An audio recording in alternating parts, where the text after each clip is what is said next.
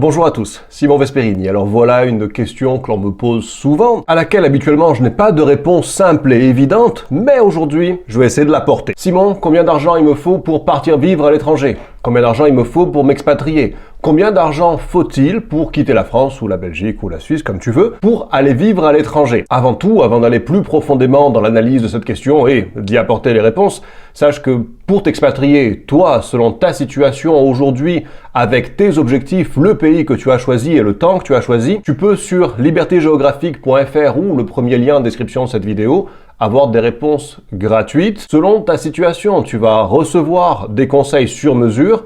Toi, vu ton cas, il faut que tu fasses comme ci et comme ça pour que ce soit le plus simple possible. Donc, c'est gratuit, ça prend 2 minutes sincèrement, et c'est le premier lien en description de cette vidéo. Je t'attends dans le quiz.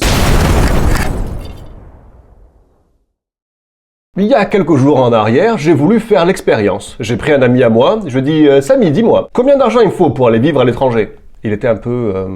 il m'a fait une liste. Il m'a dit, bien, si tu veux aller vivre en Égypte, il te faut 10 000 euros. En Thaïlande, ouais, aussi 10 000 euros, ça va le faire. Si tu veux aller au Belarus, par contre, ouais, je dirais plus 20 000. Le Canada, je dirais 100 000. Et le Maroc, je dirais à peu près 30 000 et tu dois être bien. Je dis, ok, et je fais quoi après ça? Bah après, en fait, voilà, le problème, il est là. C'est que là, grosso modo, ouais, je te donnais des chiffres, tu vois. Lui, il m'a donné des chiffres, moi, je te donne des chiffres. Tu veux aller vivre où? En Thaïlande? Ouais, 10 000 euros, ça va. Mais pour faire quoi? Mais en fait, pour vivre quelques mois, un an peut-être, en te serrant la ceinture et sans rien faire. Et après, tu fais quoi? Bah après, tu rentres à la maison. Je crois que la vraie question qu'il faut se poser, c'est pas combien d'argent il me faut pour partir, c'est combien je vais avoir chaque mois pour vivre ou chaque année pour vivre. Tu peux être entrepreneur, hein, bien sûr. Quand est-ce qu'ils vont rentrer et comment je vais les générer? C'est ça les questions qu'il faut te poser. Pas combien il me faut pour partir, combien je vais avoir une fois parti. C'est ça. Alors bien sûr, si tu es retraité ou rentier dans l'immobilier, par exemple, bien à ce moment-là, cette question, pour citer une expression devenue malheureusement trop courante,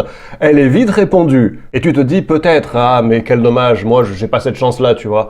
Moi je suis pas retraité et moi je suis pas rentier. Bon, je te rassure de suite. Si tu discutes avec un retraité en France, qui aimerait bien quitter la France, et Dieu sait qu'ils sont nombreux, il va te dire, oui mais j'ai trop attendu, tu sais, si j'avais su, ben j'aurais dû partir il y a 20 ou 30 ans en arrière, maintenant je suis retraité, où tu veux que j'aille? Si tu rencontrais un rentier en France qui rêve de vivre à l'étranger, oui il est fort possible, j'en connais, qui te dirait, bah moi je dois partir, parce que tu comprends, bah mon patrimoine il est là, il faut bien que je m'en occupe. Hein. Donc ne te dis pas que eux ils sont chanceux et que toi ta situation est vraiment handicapante par rapport à la leur. Je t'assure que chacun dans sa situation trouve ses propres excuses, si je blessais personne, hein, mais trouve en tout cas les limitations qu'il peut trouver pour justifier qu'il ne parte pas. Alors les chiffres que me donnait mon ami, c'est pas des conneries non plus. Et effectivement, je te dis, si tu vas partir vivre à l'étranger, il te faut, par précaution, pour être tranquille, dormir bien la nuit, être détendu, avoir à peu près 1 an de dépenses prévues devant toi. C'est-à-dire que tu as suffisamment d'argent pour couvrir 1 an de dépenses.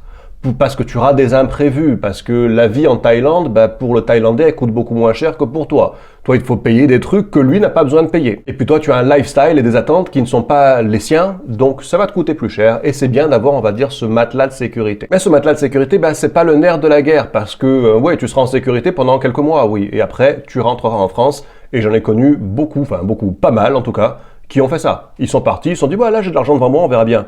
Ah tiens, j'en ai de moins en moins, là, ça va pas là. Ah tiens, j'en ai plus beaucoup là. Attends, j'en ai presque plus beaucoup, il faut que je trouve un boulot. Et puis finalement, bah voilà, c'est trop tard quoi. Puisque une fois qu'on voit le patrimoine baisser et l'argent disparaître au fur et à mesure, on est de plus en plus en stress et c'est là que c'est de plus en plus dur d'apprendre, de se trouver un métier, de se créer un business, évidemment, parce qu'on est en stress. Maintenant, à la question qui est la bonne, de quoi je vais vivre une fois parti? Combien je vais gagner une fois que je serai parti? Bah là, c'est une question de choix et de ressenti personnel, de goût aussi. Personnellement, pour moi, l'idéal, bah tu l'auras compris, c'est d'avoir des business sur Internet. Parce que bah, c'est ce qui est le plus mobile, c'est ce qui te laisse en fait le plus de liberté, parce que n'oublie pas que si tu vas aller vivre quelque part, c'est aussi pour profiter de la vie. Si tu as peu d'argent devant toi, si tu es parti ric-rac en te disant bah j'ai tant et je vais essayer de survivre le plus longtemps possible, tu vas pas profiter de l'endroit où tu es. J'en parlais la dernière fois dans un live. D'ailleurs, si tu as raté le live, c'est que tu n'es pas inscrit à cette chaîne. À ce moment-là, abonne-toi de façon à recevoir ce genre de conseils et qu'on puisse aussi discuter ensemble quand j'organise un live. Le prochain est dans pas longtemps. Abonne-toi pour être notifié du live. Je disais que si c'est pour rester chez toi, sortir le moins possible, parce que dès que tu fais quelque chose dans ce monde, ça te coûte de l'argent. Pour économiser de l'argent, et ben à ce moment-là, pour rester dans ton appart entre 4 murs, c'est pas la peine que tu partes, quelque part tu peux le faire en France. Donc le business en ligne, pour moi, c'est la meilleure des solutions parce que tu n'as pas vraiment de plafond de revenus.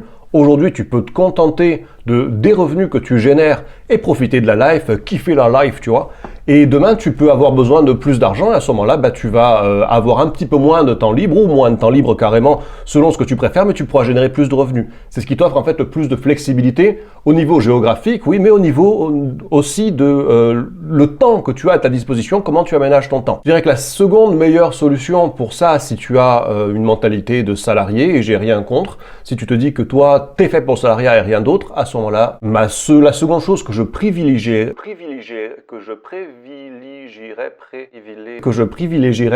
ça serait l'emploi à distance, l'emploi en distanciel, l'emploi en remote. Tu vas travailler pour une boîte française en distanciel. Comme pendant le Covid, te souviens? Imagine que pour toi, c'est le Covid à vie. Enfin, sans les autres trucs autour. Je sais qu'il y a un tas de gens qui là aussi vont trouver les limitations. Moi, je trouve des solutions, eux, ils trouvent des limites. Mais si tu veux t'en sortir, que ce soit dans ton projet d'expatriation ou quoi que ce soit, dès qu'il y a une limite, toi, il faut que tu trouves la solution. Il faut que tu trouves la solution au problème, et pas les problèmes aux solutions. Donc là, tu peux me dire dans les commentaires, oui, mais il y a des employeurs qui veulent pas. Oui, mais il y a des employeurs qui demandent d'aller une fois par semaine. Oui, tu vas trouver des limites à la solution. Mais ce que je t'invite à faire pour que tes projets puissent prendre vie, c'est de trouver des solutions aux limites. Parce que si d'autres gens le font, tu peux le faire aussi, je crois en toi. Et la troisième et la quatrième solution pour gagner sa vie une fois parti, je ne les privilégierai pas moi-même, voilà. Le privilège, c'est ça.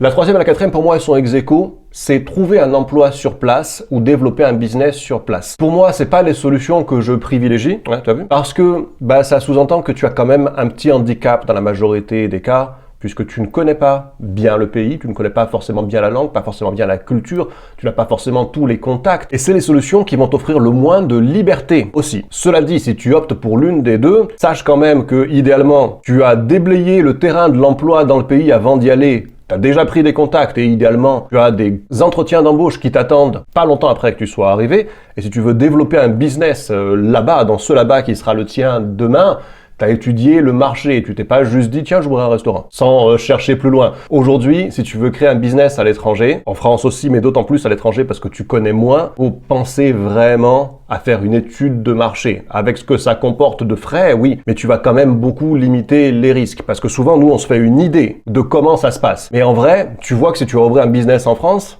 déjà t'es pas sûr quoi. À l'étranger, tu vas t'appuyer sur beaucoup plus d'idées quelque part. Donc maintenant je te le dis, combien d'argent il te faut pour aller vivre à l'étranger? Eh bien, selon le coût de la vie à l'endroit où tu iras vivre, il te faut l'équivalent d'un an de dépenses devant toi. Selon le coût de la vie, bien sûr, si tu vas vivre à New York ou si tu vas vivre à Chiang Mai, ça sera pas le même prix, donc tu n'auras pas besoin d'avoir la même épaisseur de matelas de sécurité. La seconde chose dont tu as besoin, c'est de continuer à gagner ta vie et pas juste avoir de l'argent devant toi.